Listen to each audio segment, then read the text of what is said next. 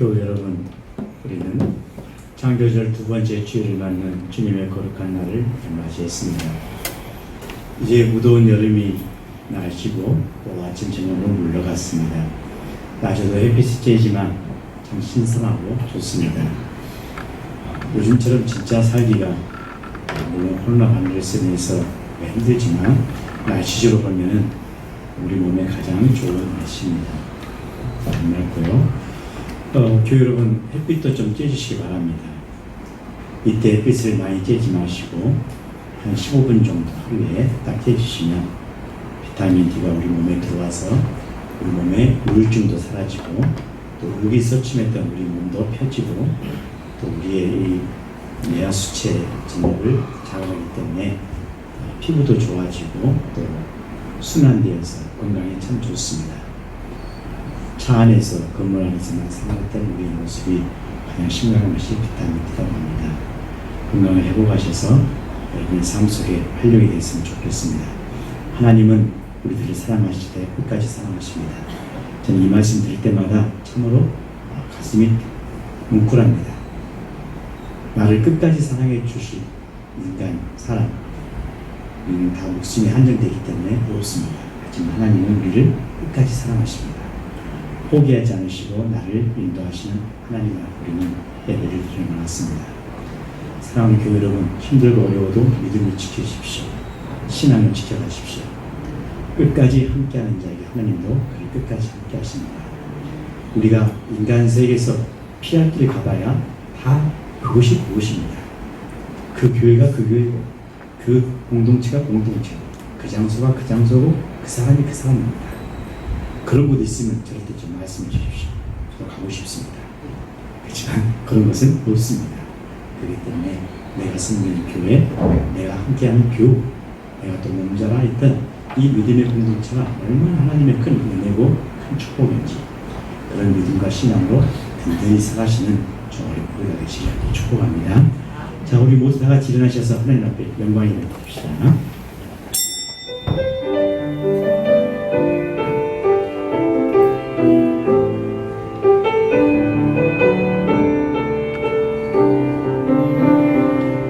찬송하라, 하나님을 찬송하라. 찬송하라, 우리 왕을 찬송하라. 하나님은 온 땅의 왕이십니다. 지으시로 찬송할지어다. 하나님이 무백성을 다스리시며 하나님이 그의 거룩한 보좌에 앉으셨도다. 예수 그리스도 안에서 하늘의 은혜와 사랑을 알게 하셨 하나님 아버지, 지난 한 주간에도 순간순간마다 저희들을 도와주시고 인도해 주시고 붙들어 주셔서 우리가 승리하는 삶이 되게 하심을 참으로 감사드립니다. 우리는 하나님의 품을 떠나서는 살 수 없습니다. 인간의 그 어떤 것이든지 그것은 만족함이 없습니다. 인간이 사는 어떤 것이든지 어떤 교회든지 어떤 모습든지 우리는 피할 길이 없습니다. 하나님, 우리를 항상 지켜 주옵소서. 내가 섬기는 교회, 내가 몸담아 오랫동안 있던 이 교회, 그리고 내가 함께했던 믿음의 승, 이것이 하나님께서 내게 주신 큰 보화요, 보물이요, 값진 하나님의 은총인 줄 믿습니다.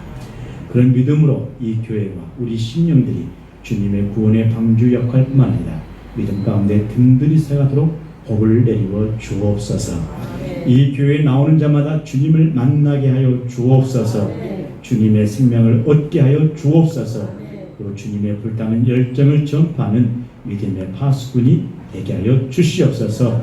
삶의 현장에서 기도하며 간구할 때 우리 자녀들의 앞길이 형통케 하시고 주신 일터와 사업체가 잘 되게 하시고 믿음의 교우들에게 지혜와 명철을 허락하사 건강을 허락하사 회복의 놀라운 은총으로 덧입혀 주시옵소서. 우리 주 예수 그리스도의 이름으로 축복하며 기도하옵나이다. 아멘. 경배 찬송 2장입니다.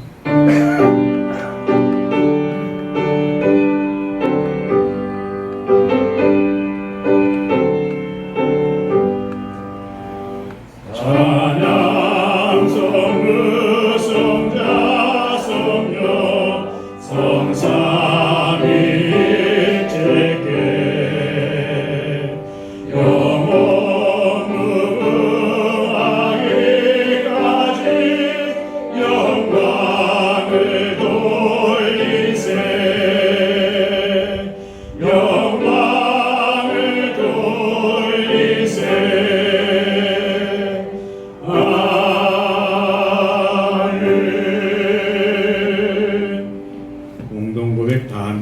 기도드리겠습니다. 창조주 하나님, 세상과 삶의 문제들을 내려놓고 주님 얼굴 보기에 문을 두드립니다. 문을 여시고 맞이하여 주옵소서. 세상이 많이 어지럽습니다. 코로나로 인해서 사회가 주춤하고 있습니다. 독재로 인해 많은 사람들이 죽어가고 있습니다. 주님, 평화와 자유를 허락하옵소서. 욕심을 버리고 내가 아니라 우리를 생각하게 하옵소서. 사람들의 생각이 점점 개인주의로 가고 있습니다. 말씀처럼 사랑으로 덮어주고 함께 기도하며 공감해주는 교회 공동체가 되게 하옵소서. 어려움 가운데 복음을 가지고 나가는 선교사들이 있습니다. 사역과 선교들 가운데 주님의 은혜와 능력과 축복이 있기를 원합니다. 예수 그리스도가 교회와 가정의 왕이 되시고 머리 되심을 인정하고 고백하는 교회와 가정이 되게 하옵소서. 예수님 이름으로 기도드립니다. 아멘. 다 함께 제 고백 드리겠습니다.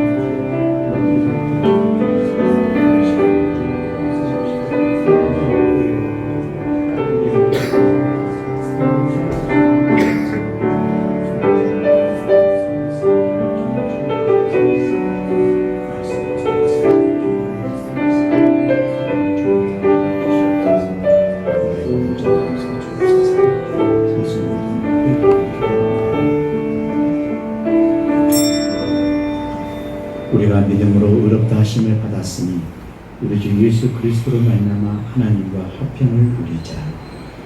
로마서 5장 1절 말씀에 의지하여 하나님 앞에 제 고백을 드린 우리의 모든 자 성부와 성자와 성령의 이름으로 깨끗하게 사함받았으며 나를 위해서 십자가를 지신 주님의 보혈의 피로 선언합니다. 아멘. 다 같이 손 들겠습니다. 주 예수 내 맘에 오신 주 예수 내 맘에 오신 그 믿음 내 맘에 기쁨이 넘치는 주 예수 내 맘에 오신. 자리에 앉아주시기 바랍니다. 찬송가 491장입니다.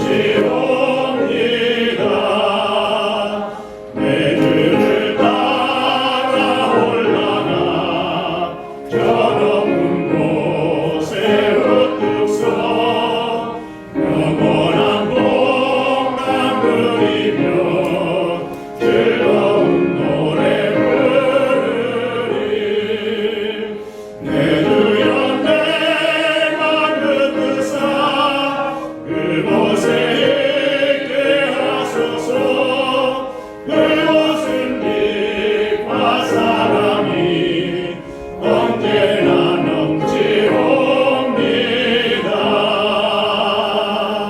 할렐루야. 우리의 선한 목자 되시고 구세주 되시는 주님, 지난 한 주간도 저희를 보호하시고 인도하신 에베네셀 하나님께 감사와 영광 올려드립니다. 아멘. 코로나 시대에 의지할 것은 오직 주님밖에 없음을 깨닫고 이렇게 복되고 복된 예배의 자리에 나와 온 마음과 정성을 다하여 경배와 찬양을 드리오니 기뻐 받아주시고 이곳에 임하시옵소서. 아멘. 긍휼의 주님, 코로나 전기화로 이 나라는 물론 전 세계가 혼란에 빠져 있습니다.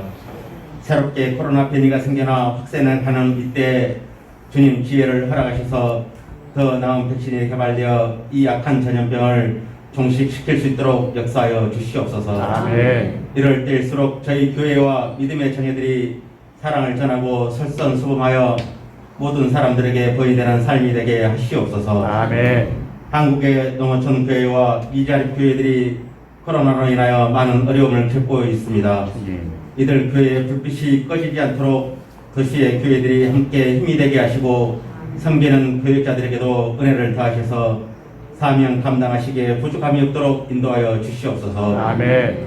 존귀하신 주님, 혼돈의 시대인 이때에 주님의 교회를 붙들어 주시기를 원합니다. 아멘. 불확실에 늪이 깊어지는 때라 해도 주님의 교회는 더욱더 견고하며 신앙의 뒷불이 꺼지지 않게 하여 주시옵소서. 아멘. 어떤 시련 속에서라도 주님의 사랑과 자비와 평화를 선포하며 외칠 수 있는 교회가 되게 하시고 교회를 통하여 세상에 고난받고 상처받은 영혼들이 나음을 얻으며 강건해지는 역사가 있게 하여 주시옵소서. 아멘. 이 환난 날에 교회가 맡은 사명을 잘 감당할 수 있도록 은혜 내려 주시옵소서. 아멘. 또한 모든 믿음의 성도들은 나라를 위해 교회와 성도들을 위해 그리고 우리의 이웃을 위해 기도하게 하시고 지금은 교회와 각 가정에서 나누어 예배를 드리지만 성령 하나님 함께 하셔 주셔서 참된 예배를 통해 저희들의 믿음이 자라나고 회복되도록 은혜 내려 주시옵소서. 아멘. 악한 마귀는 저희를 넘어뜨리려고 온갖 수단과 방법을 가리지 않고 미혹하고 있습니다. 육신의 질병으로 물질로 우리의 영을 넘어뜨리려 합니다. 오직 주님만 바라볼 수 있는 믿음을 허락하시고 기도와 간구함으로 승리하는 저희들 되게 하여 주시옵소서. 아멘. 오늘도 거룩한 예배를 위하여 수고하는 손길들이 있습니다. 찬양 인도와 차량 봉사로 또한 방송으로 그리고 특성으로 이 모든 것이 정성을 다하여 맡은 자리 잘 감당케 하시고 각 지체들에게 복의 복을 더하여 주시옵소서. 아멘. 권능의 하나님, 오늘 이 거룩한 성회에 주님의 말씀을 증거하기 위해 준비하신 담임 목사님을 두 팔로 붙들어 주셔서 성령의 동행하시는 역사가 있게 하여 주시옵소서. 아멘. 주님의 말씀을 듣는 저희 모두가 하나님의 은혜를 체험하는 귀한 시간이 되게 하여 주시옵소서. 아멘. 이 모든 말씀 우리를 일으켜 세워주시는 예수 그리스도의 이름으로 기도합니다. 아멘.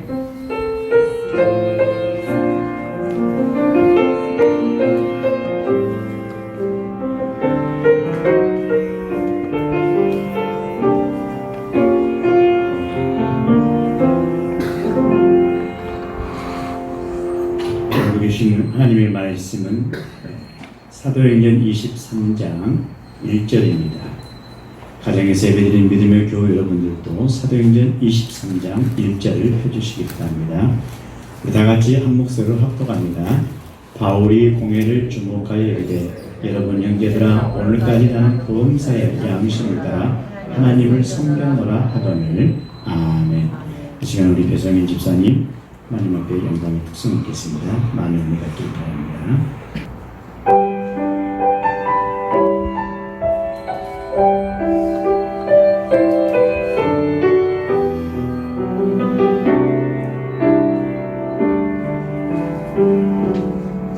믿음과 삶을 살아내는 실력이 너무나 다른 내 모습을 볼 때에 이 모습도 주가 사랑하신가 자신 없는 내 모습 그저 주님 앞에 있네 나 같은 자도 사랑하여 주시고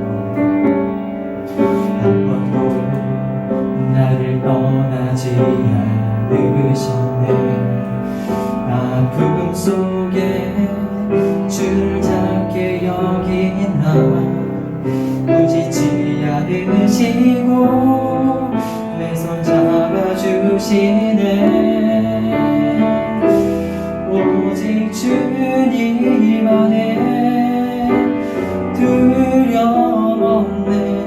고난을 통해 날 만드심을 믿네. 주님만이 내 모든 것 되시네.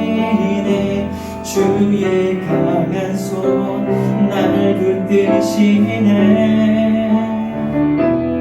오직 주님 안에 소망 있네. 내 삶을 통해 영광 받으신 주님만이 내 모든 것 되시네. 주의 선하심 나 노래하네.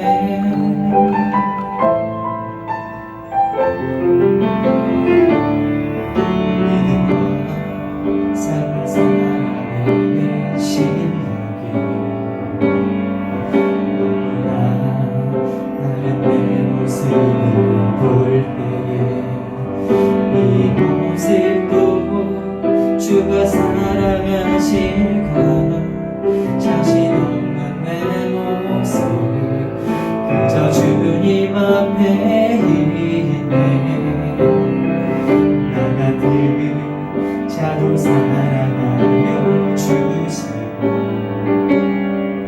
한 번도 나를 떠나지 않으셨네.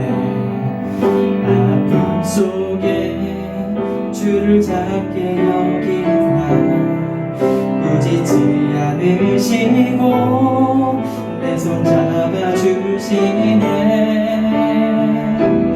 오직 주님 안에 두려움 없네. 고난을 통해 날 만드심을 믿네. 주님만이 내 모든 것 되시네. 주의 강한 손 날 붙드시네. 오직 주님 안에 소망 있네. 내 삶을 통해 영광 받으신 주님만이 내 모든 것 되시네. 주의 선하심 나 노래하네. 오직 주님 안에 두려움 없네. 고난을 통해 날 만드심을 믿네. 주님만이 내 모든 것 되시네. 주의 강한 손 날 붙드시네.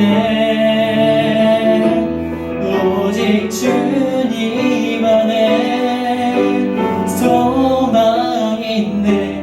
내 삶을 통해 영광 받으신 주님만이 내 모든 것 되시네. 주의 선하심 나 노래하네. 주의 선하심 나 노래하네. 주의 선하심 나 노래하네.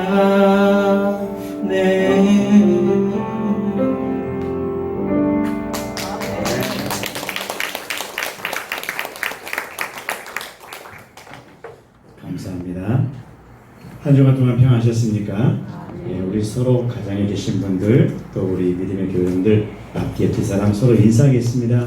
하나님의 사랑으로 축복합니다. 건강하십시오. 그리고 평생 사랑합니다. 우리는 TV 화면에서 영화에서도 이거 많이 보셨죠? 어떤 과학자가 사람을 만들기 위해서 사방으로 다니면서 연구를 해가지고 사람의 손으로 사람을 만드는 영화 보셨죠? 그 요즘에는 AI를 집어넣어서 사람의 감성과 느낌까지 갈 수 있도록 발전되어서 만들었습니다.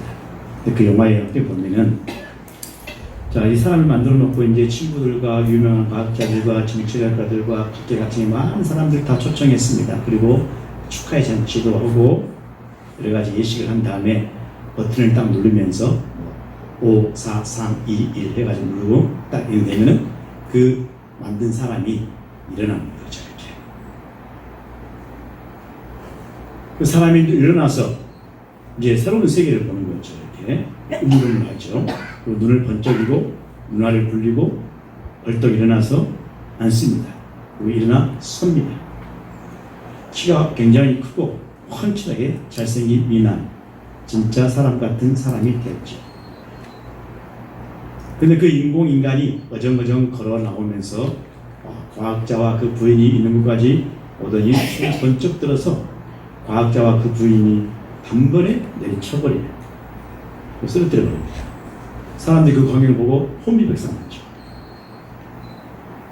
그 자리에 있던 수많은 사람들이 전부 다 혼비백산해서 사방으로 도망치는 장면들을 보셨을 것입니다. 이처럼 과학자가 사람을 만들었지만 그 사람에게 정말 필요한 것은 실패했다고 하는 것이죠. 뭔가니 그 사람 속에 어떤 사람의 어떤 근육, 신경, 뭐 이렇게 기관들 다 치밀하게 분석해서 만들었고 최선을 다했습니다. 그 속에 뭘 만들었습니까? 양심은 만들 수 없고 못 넣어주는 것이죠. 참 무슨 얘기지만 아마 이미 그런 영화들은 이미 10여 년 전에 나오기도 했었고 그렇습니다. 앞으로 미래 사회가 이렇게 될 것이다. 인간 로봇이 현대 문화가 현대 과학이 모든 인간의 외부적인 것을 다 만들지만은 인간 속에 있는 이 양심은 못 넣어준다는 것이죠. 과학은 새 사람을 만들지 못한다. 뭐 이런 이야기. 양심을 넣어주지 못하는 로봇. 양심이 뭘까? 궁금하지 않습니까? 끝이 없는 이야기가 되겠습니다만은 우리 상담 심리학적으로 또 의학자이든 지금은 프로이드는 사람의 이 본성, 본능, 그것은 리비도라는 어떤 성적 감흥을 통해서 아주 어머니 뱃속에서부터 이게 존재한다는 것이죠. 우리가 밖에 나왔을 때 어머니의 젖을 먼저 움켜쥐는 것이 제일 먼저입니까? 움켜쥐는 것이 어머니 젖입니다. 그 뭘 의미하냐? 생존의 모습도 있지만 내가 먼저 걸머집었다는 지배입니다. 이런 야욕이 인간의 본능 속에 있다는 겁니다. 그 다음에 유명한 쌍벽을 그렸던 구스타프 칼융 같은 사람은 어떠냐? 그것도 중요하지만 사람은 성장해 가면서 자라가면서 많은 환경과 누구를 만나냐에 따라서 그 사람의 성격과 인격과 모습들이 이렇게 형성되어 가더라. 둘 다 맞는 이야기입니다. 전자는 생물학적인 본능에서 있고 한 사람은 생태학적인 본능에서 해석을 했던 것이죠. 제가 판단하겠습니다. 그러면 성서는 어떠냐? 성서는 성경에도 있습니다. 하나님이 천지를 창조하시고 여섯째 날 사람을 만들었습니다. 보시기에 심히 좋았습니다. 사람에게 우리 말한 것처럼 자유의지를 주셨고 자유의지가 뭐냐? 사람이 양심을 주셨다는 겁니다. 그래서 선택할 수 있는 권한을 주셨어요. 그러면 선과 악을 딱 놨을 때 아니 어떤 것을 두 개 놨을 때 인간이 뭘 선택할 것인가? 이것이 여러분 에덴 동산의 선악과에 대한 이야기입니다. 약속이죠. 그래서 인간의 본능이 그걸 듣겠습니까? 자기 유혹에 끌려갔어요. 우리 중국의 유명한 순자가 인간은 태어날 때부터 선으로 태어났냐 악으로 태어났냐 이거 물었지 않습니까? 그런 경쟁이 많았죠. 악입니다. 선이 아니에요. 성경에도 인간을 만들어 놓고 하나님께서 심히 괜히 만들었다. 이렇게 하나님께서 자충수를 두셨다는 고백이 있습니다. 우리 이 양심 정말 중요합니다. 이 양심이 뭐냐? 뭐 영어로 conscious라고 하지 않습니까? 그런데 이 양심은 뭘까? 자, 이 선과 악의 판단에 의해서 인간의 속에 내재되어 있는 기능이 바로 양심이라는 거예요. 이게 로마서 2장 15절과 고린도후서 4장 2절에 보면은 그 내용이 나와 있습니다. 이 양심은 어원적인 의미에서 시네이데 시스라고 합니다. 시스는 이 창세기에 나오는 인간의 모습의 여자, 남자의 시스 있지 않습니까? 그 내용 뜻입니다.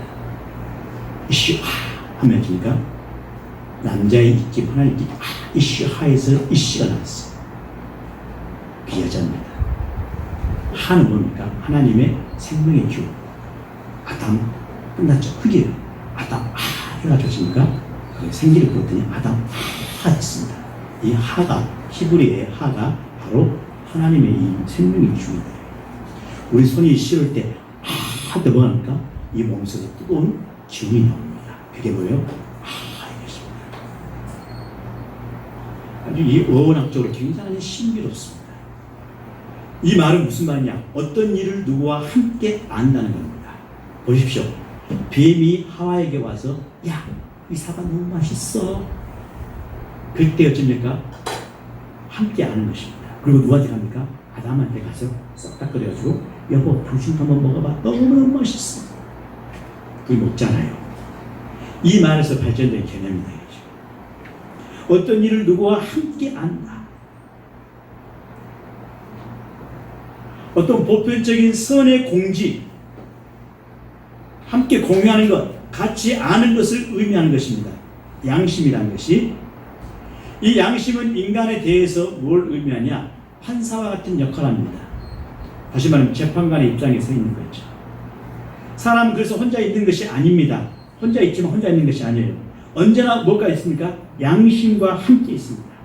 사람이 혼자 있다는 것은 그냥 아담입니다. 흙 자체예요. 생명의 기운이 없습니다. 그런데 하나님께서 아담 해가지고 아파미나 아담하 했습니다.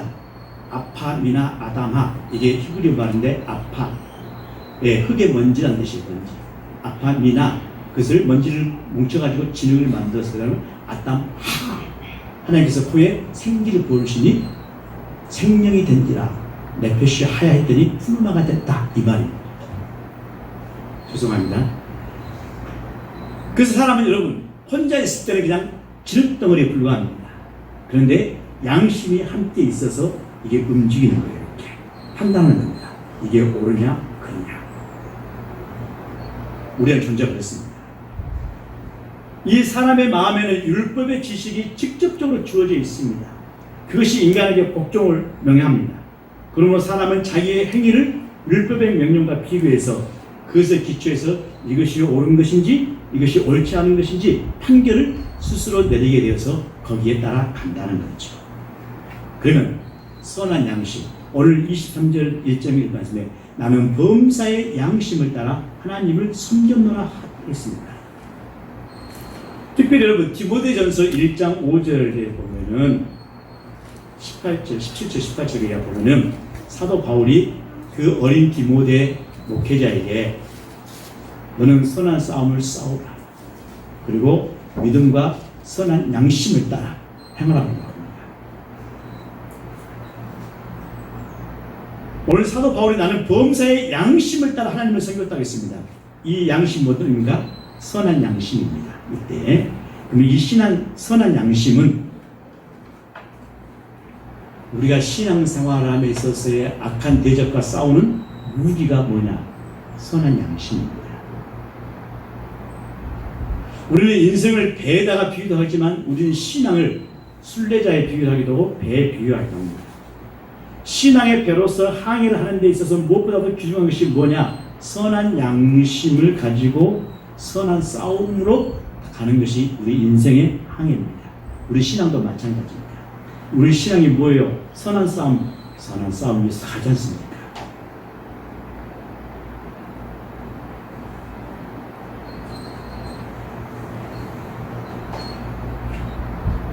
싸움을 선하게 하라는 말이 아닙니다. 이 말은 무슨 말이냐? 선한 일인가 악한 일인가 하는 것에 대해서 싸워야 한다는 겁니다. 그러니까 이것이 선한 일이라면 선한 일을 위해서 끝까지 싸우고 악한 일이면 악한 일에 대해서 없애기 위해서 끝까지 싸워야 하는 것을 말합니다. 진리가 아닌데 분명히 가짜인데 가만히 있으면 고 김대희 대통령이 말씀하신 것처럼 행동하지 않는 양심은 적과 동침하는 것이다. 그건 안 좋은 것이다. 악한 것이다. 죄아니지. 선한 일을 따르는 일에 대해서는 최선을 다해서 목숨을 걸고서라도 싸우는 것이 선한 싸움입니다. 우리 노래했잖아요. 선한 싸움 다 싸우고 의의 멸류관 의의 멸류관. 그렇죠? 의의 멸류관은 그냥 주어진 거 아닙니다. 선한 싸움을 당신이 끝까지 했냐 안 했냐, 선한 양심을 가지고 신앙의 싸움을 했냐 안 했냐, 이게 문제죠. 그래서 이 선한 싸움의 근거는 어디서 출발하냐? 이 양심에서 출발합니다. 이 양심은 우리의 신앙의 척도입니다. 그 사람이 믿음이 있냐 없냐, 믿음이 깊냐 깊지 못하냐 것은 그 사람의 양심이 선하냐 선하지 못하냐요 똑같은 것입니다. 내가 믿음이 없으면 그 사람은 선한 양심이 없다는 것입니다. 별로 없다는 거예요. 있긴 있겠죠. 근데 자기를 위한 양심이 있겠죠. 이 선한 싸움의 근거는 그래서 자기가 아닙니다. 하나님의 말씀이겠죠. 말씀. 태초에 하나님의 말씀이 있느니라. 그 말씀입니다. 자, 사도 바울은 이제 본문에 들어와서 선한 싸움을 싸움에 있어서 두 가지 무기를 소개합니다. 오늘 사도행전에는 그 말씀이 없지만은 디모데전서 1장 18절에 나와 있습니다. 뭐냐? 믿음과 선한 양심이다. 이겁니다. 믿음은 아시죠? 예수 그리스도의 십자가의 복음을 믿는 것이 믿음입니다. 예수가 하나님의 아들이심을 믿느뇨? 아멘입니다. 예수는 태초에 하나님과 동등됨을 믿느뇨? 믿습니다. 예수님은 신인과 동시에 인간임을 믿습니까? 믿습니다. 예수님은 우리의 구세주를 믿습니까? 믿습니다. 예수님은 나의 죄를 위해서 십자가에 죽으심을 믿습니까? 그 부활하심을 믿습니까? 믿습니다. 이 다 뭡니까? 믿음입니다. 그러면 착한 양심은요? 착한 양심은 하나님의 말씀에 따른 바른 교훈, 이것입니다. 하나님의 말씀은 좌우의 양날의 날선 검처럼 우리의 혼과 골과 육을 쪼개고 남는, 그래서 우리를 바르게 의롭게 교육하는데 유익한 말씀입니다. 그때입니까? 이게 선한 양심입니다. 착한 양심이죠. 사람마다 다 양심을 가지고 삽니다. 양심 없는 사람 한 명도 없습니다. 근데 그 양심은 사람에 따라서 많은 차이가 있습니다. 그 사람의 마음의 폭이 넓으면 그 양심도 폭이 넓습니다. 그 사람이 폭이 좁으면 좁습니다. 모두가 다 자신의 양심을 따라 산다고 말하지만은 모든 사람이 다 바른 삶을 살지는 않습니다. 그 양심이 잘못된 양심이 많기 때문에 그렇죠. 자, 칼 융으로 넘어오면 사람들이 무엇을 보고 자라고 누구에게 무엇을 배우느냐에 따라서 그 사람의 양심이 결정된 것이 칼 융의 법칙이었습니다. 맞습니다. 이건 진짜 생태학적으로 맞습니다. 사람이 자신이 자라는 환경이나 배운 곳에서 벗어날 수가 없습니다. 이걸 무시하고 치료하지 않습니다. 그 사람의 인격 형성과 양심의 형성은 자라오면서 성장 과정 속에서 어떤 마음을 가지고 누구를 보고 누구에게 말을 많이 듣고 누구와 같이 함께 만나서 형성되느냐에 따라서 그 사람의 인격이 되고 삶의 행동이 되고 그것이 뭡니까? 양심으로 나타나는 거죠.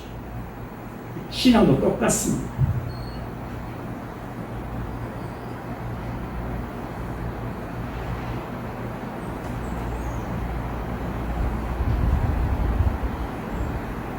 정말 중요한 점은요, 양심은 하나님께 대한 인격적 책임을 가지고 있다는 겁니다.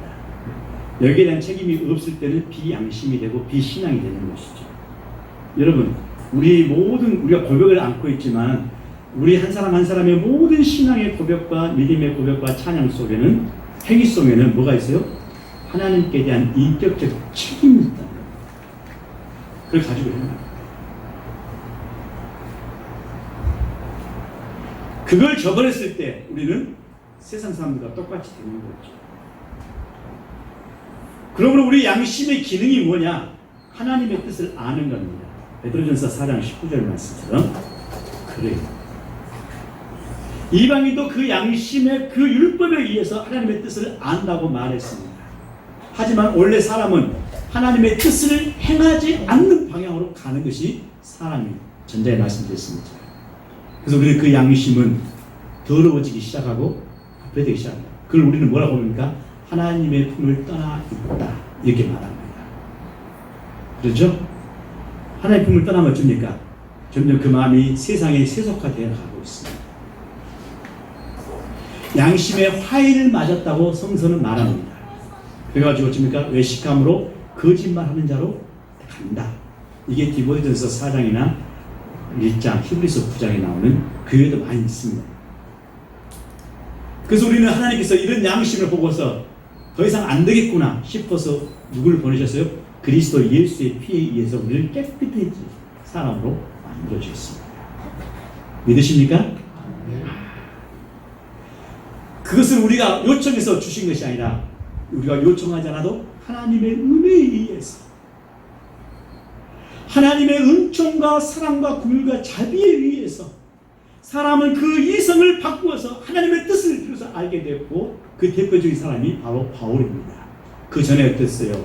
예수를 만나기 전에 바울은 자기가 양심에 따라서 예수 믿는 자를 잡아 죽이고 감옥에 가두고 했지 않습니까? 그게 양심인 줄 알았어요. 하나님께서 원하신 양심이고 하나님 뜻인 줄 알았어요. 그런데 하나님 예수님을 딱 만나고 난 뒤부터는 이게 아니구나.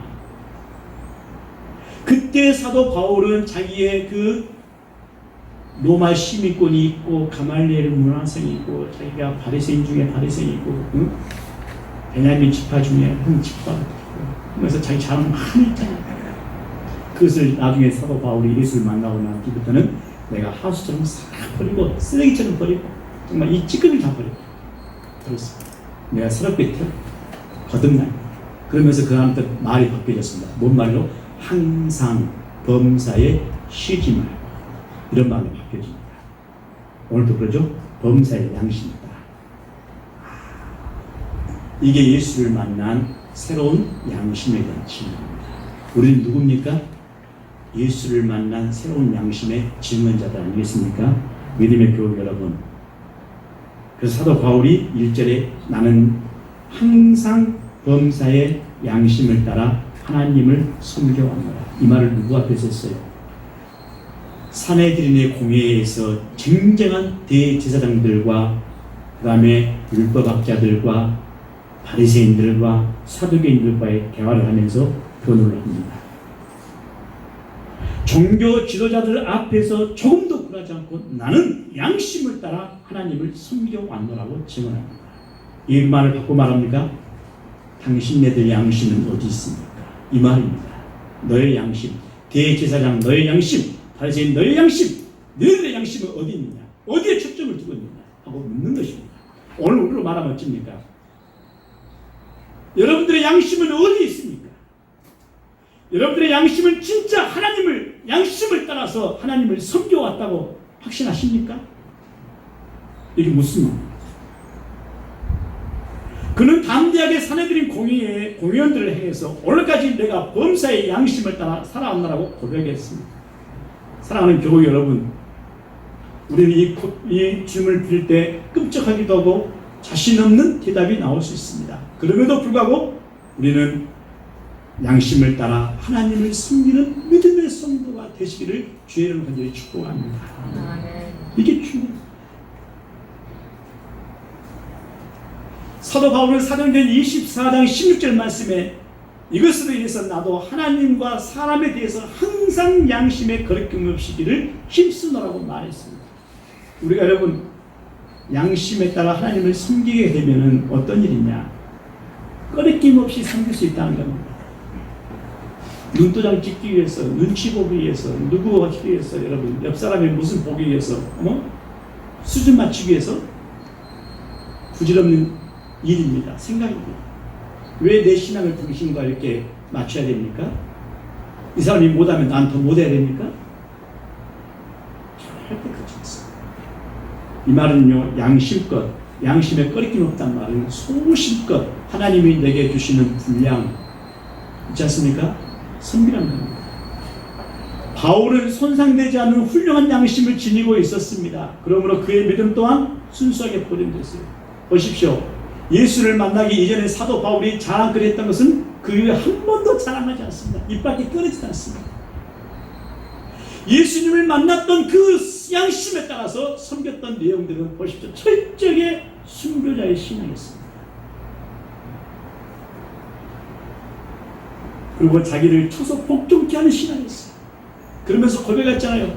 나는 내가 사는 것이 아니라 내 안에 누가 사시다 했어요? 예수 그리스도.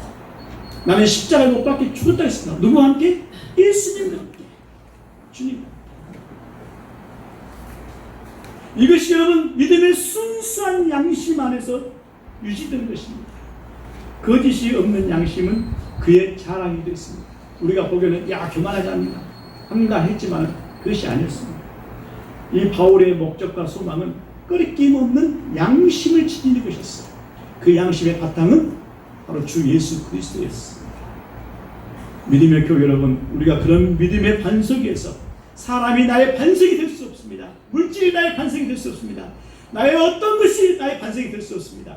주님의 반석 위에서 꺼리낌 없는 양심을 가지고 하나님을 섬기고 교회를 섬기고 우리 이웃을 섬기고 믿음의 형제를 섬겨가는 저와 우리 모두가 되시기를 주님의 이름 간절히 축복합니다.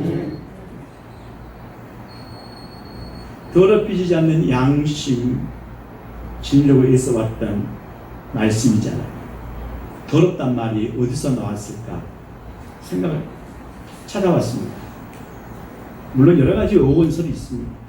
그런데 여러분 그릇이 있잖아요. 그래서 어떤 음식을 넣습니다. 그릇이 깨끗해지면 어떻습니까? 음식이 없어져야 개폐됩니다. 벼지되 음식 찌꺼기가 남지 않도록 깨끗이 닦아야 하지 않습니까? 그러니까 깨끗하다 하잖아요. 찌꺼기가 좀 묻어있으면 어떻습니까? 느낌 뭐예요? 더럽네. 맞습니다. 거기서 나왔더라고요. 비워지지 않는 찌꺼기가 남는 것이 뭐예요? 더럽다는 겁니다. 우리 마음속에 그것이 남아있을 때, 내 인간의 모습이 남아있을 때 이때 어때요? 더럽다고 표현합니다. 그래서 사도 바울이 내 마음이 나를 꾸짖지 아니할 것이다. 자, 내 마음을 내가 꾸짖는다. 쉽지 않은 일입니다. 그런데 이 고백은 구약 성경의 욥의 고백입니다. 아시죠? 사탄이 딱 뛰어들어서 의전 앞에서 회의하고 있는데 너 누구냐? 어디서 왔냐? 나 마귀입니다. 뭐 들었겠지? 욥이라는 친구 있는데 하나님을 잘 섬긴다고 소문 들었지만 진실이 아니에요. 뭐가 진실이냐?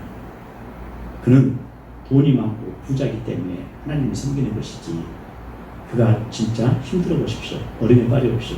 하나님을 섬길까요? 사랑할까요? 아닙니다. 하나님께서 말하십니다. 그래 그러면 생명만 건드지 말고 네가 알아서 시험해봐. 알았습니다. 하고 욥을 시험하잖아요. 욥이 어때요? 자는 싹 다 잊어 뺏겨버리고 10명의 자식도 다 죽어버리고 자기 몸은 욕창으로 인해서 손으로도 아니라 사기 그릇을 깨가지고 긁잖아요. 그때 그 욥의 고백 그리고 그것도 부족해서 친구 3명이 와가지고 변론하지 않습니까? 그리고 자기 부인이 와가지고 그런 하나님 믿는 자를 대접하라. 이게 자기 부인의 이야기 결론입니다. 그도 욥은 어때요? 하나님이요 나를 왜 어머니 뱃속에서 나게 하시고 왜 나를 태초에 하셨습니까? 차라리 어렵게 하시든지 내가 저 지옥에 빠져 있어 저 게hen나에 있어 저 하늘에 있어도 저 물속에서도 하나님은 나와 항상 함께 하십니다. 그 욥의 고백이잖아요. 이렇게. 그러면서 그 하나님의 품을 떠나지 않고 하나님을 떠나지 않고 나의 하나님의 섬김이 진짜 물질 때문에 내 어떤 출세 때문에 욕망 때문에 성공 때문에 부여하기 때문에 그것이 아님을 확인하지 않습니까? 그때 그 양심이 뭐예요? 믿음의 양심이 되었습니다.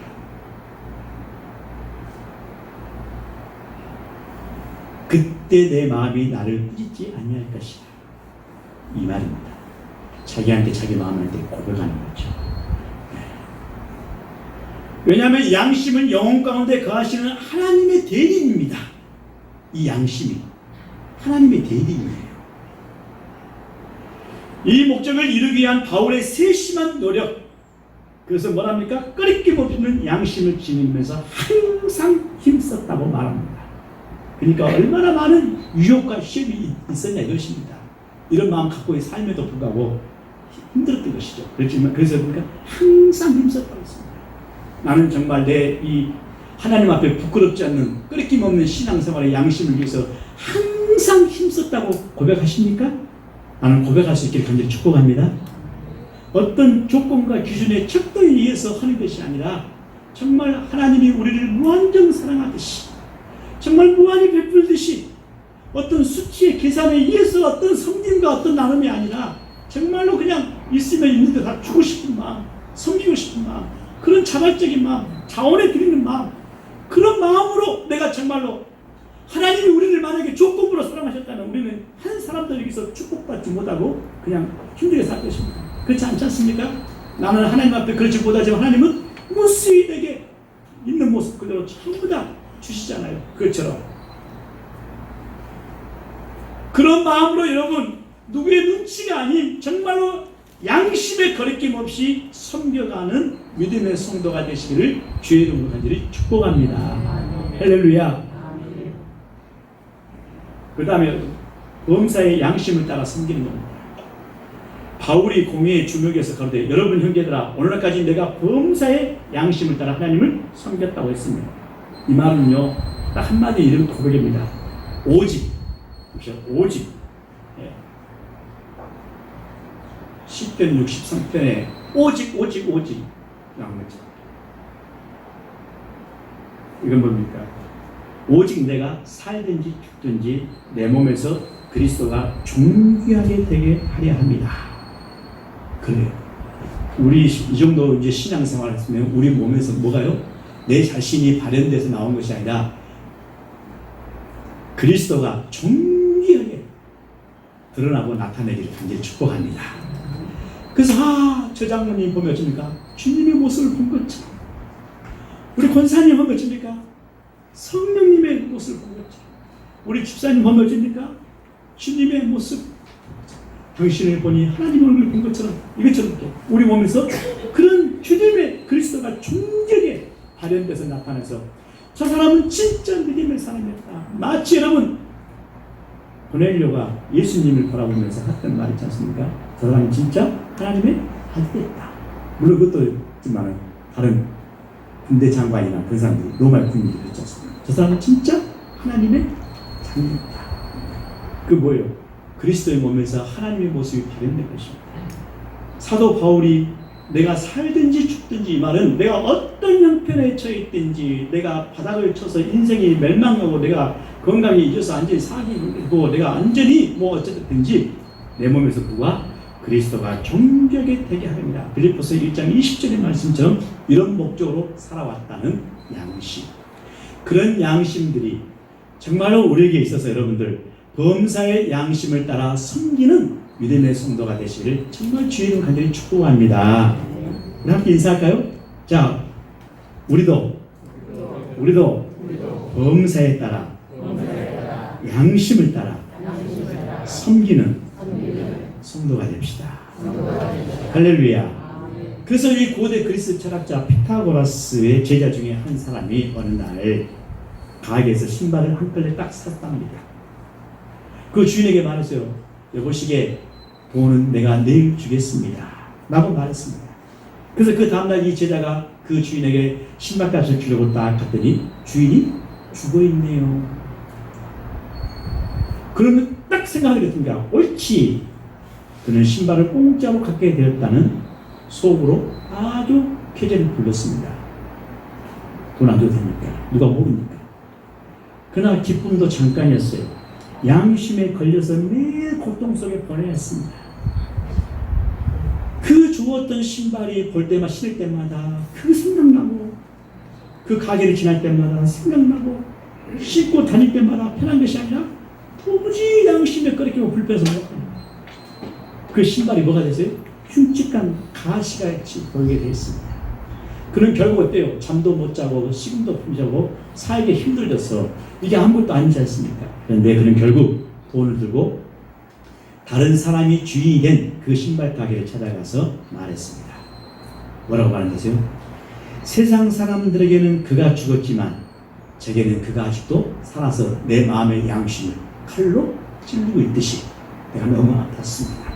내가 이 돈을 드릴 테니까 당신이 대신 바꿔서 내가 자유함을 누렸으면 좋겠습니다 하고 말했답니다. 한 철학자의 제자가 양심에 따라 살았다면 그리스도의 제자된 우리는 어떻게 하겠습니까? 더욱더 양심에 따라 섬기는 성도가 되지 않겠습니까? 사랑하는 교회 여러분, 우리 열심히 양심을 따라 정말로 청결한 양심. 그래서 주님 말씀하셨잖아요. 마음이 청결한 자는 누굴 본다고 했어요? 하나님을 볼 것이요. 우리 하나님을 보시면서 정말 행복하게, 기쁘게, 감사하게, 그리고 여러분 정말로 하나님이 기뻐하시는, 그래서 여러분 자자손손 대대해서 복을 받고 살아가시고 행복한 삶을 살아가시는 심는 신앙의 사람 되시기를 이 가을에 주님의 이름으로 간절히 축복합니다. 기도하겠습니다. 하나님 아버지 감사합니다. 오늘 주님의 말씀을 통해서 오늘도 우리 신앙 고백이 진실합니다. 우리의 행함이 진실합니다. 우리의 입술만 진실하고 행함이 없는 것입니다. 철저히 돌아가 하나님을 마음으로 섬기되 항상 범사에 청결한 양심으로 섬겨가는 우리 모두가 되게 역사에 주시옵소서. 우리 주 예수 그리스도의 이름으로 축복하며 기도합나이다. 아멘.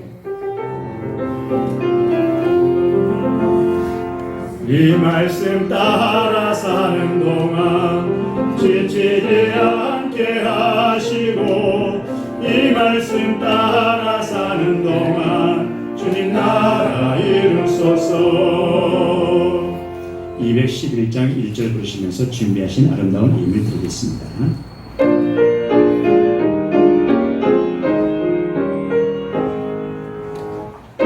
비싼 양을 주께 드린 마리아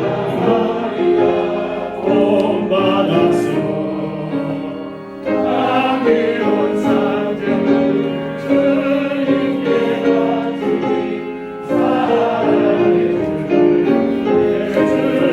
주님께 아멘.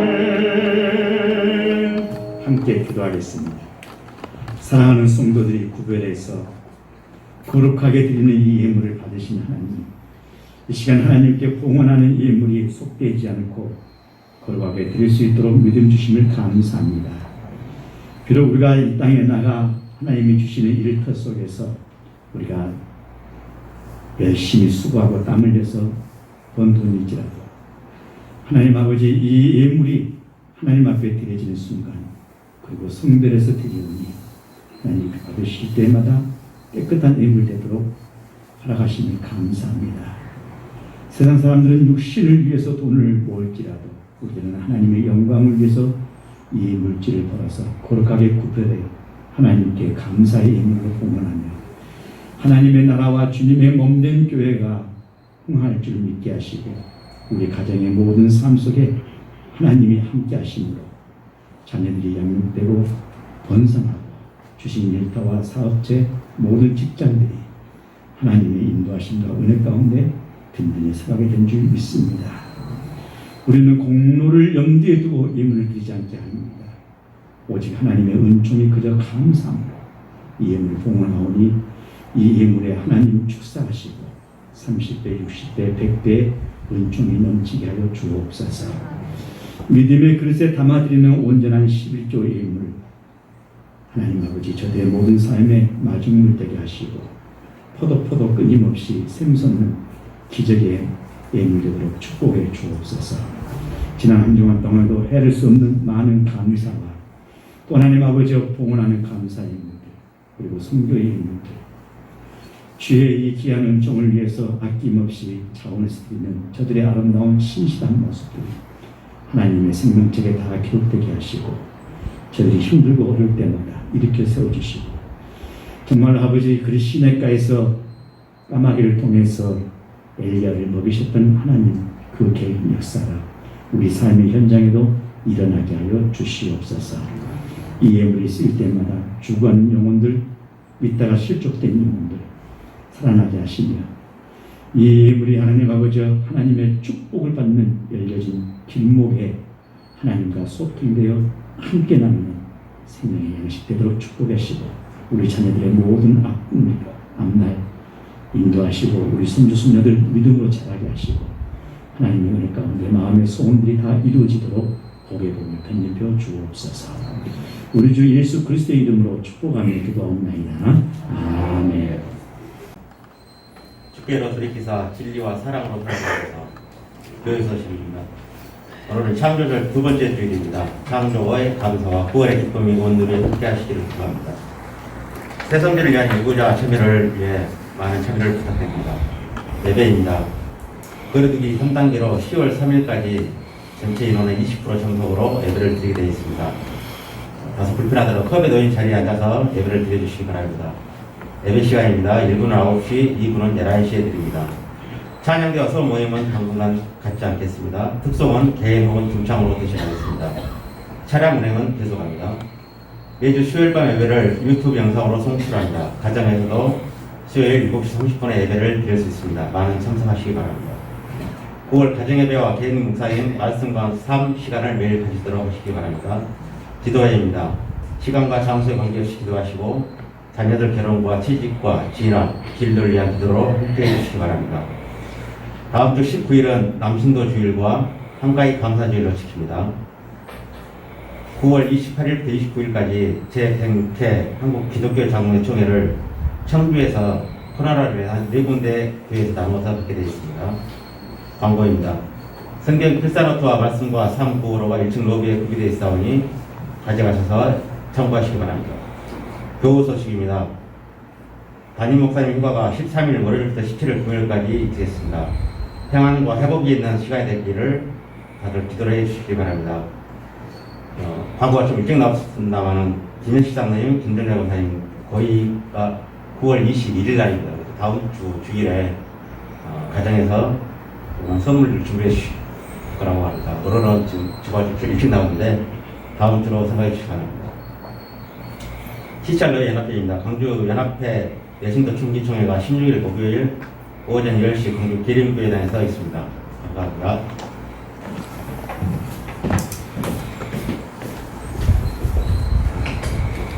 10월 달부터 우리 본철에 있었던 전화 대신방을 시작하도록 하겠습니다. 그 여러분들 기도로 준비해 주시고요. 여러분들 기도의 제목들 또 제가 좀 더 가지고 있습니다. 지난번 때 그래서 이제 비교해서 또 교우들의 또 이런 가을에 어떤 상황이 또 됐는지 좀 함께 하셔서 또 함께 같이 기도하시길 바랍니다. 자, 우리 옆 사람과 서로 인사하겠습니다. 사랑합니다. 네, 사랑합니다. 다 같이 일어나셔서 결단 찬송 손을 들고 이런 교회 되게 하셔서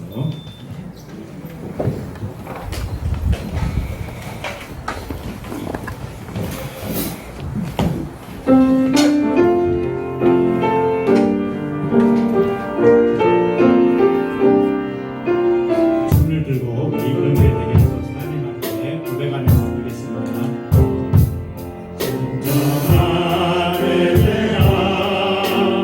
숨쉬는 교회 주님이